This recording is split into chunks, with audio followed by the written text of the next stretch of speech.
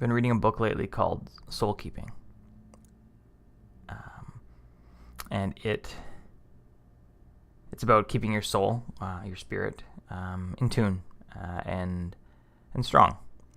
And this speaks to me as a Christian, but it's not just about faith. It's about, I guess, whatever spiritual, whatever you feel your soul is.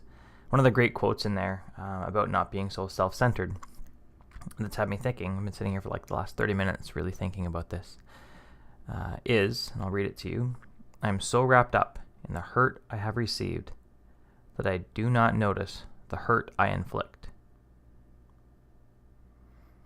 This relates to the soul, and this can relate to your family, even to your spouse, to your significant other, to your brothers, to your sisters. As I was reading this, I was thinking about even the journal that I wrote this morning about my wife and my family, and how I focused on something that was frustrating me, and not even seeing how I was kind of hard-hearted in this. I think that's something that we also do as we run our businesses. We get so wrapped up in our rights. We have a right to charge X amount because we are worth it. And I'm not disputing the fact that you're worth it at all. That's not the dispute here, but the fact is that a lot of us get wrapped up, and totally myself included, get wrapped up in what we are worth and how we want to run and how we are this all high and mighty and hoity-toity business owner who knows so much more than our clients. I actually got wrapped up in this before Christmas, and I sent off an email that was really just sent off in haste, and with me assuming I was totally right because I'm the super smart business owner and you're just the client. And what it really came down to is I was an idiot, and I got things wrong, and I had to basically say, hey, you know what? You're totally right on these 3 points you called me on. I'm an idiot. I apologize.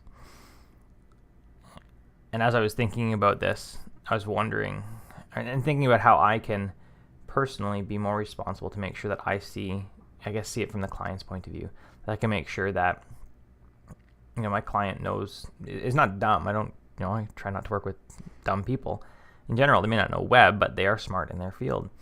And how I need to make sure that I don't just view myself as the high and mighty contractor or freelancer, that I am the person who really looks at what it is from the client point of view, and that I take the time to step back and make sure that I am not inflicting hurt because the client was short with me. I need to make sure that I am not, that I am running a business that is better than that.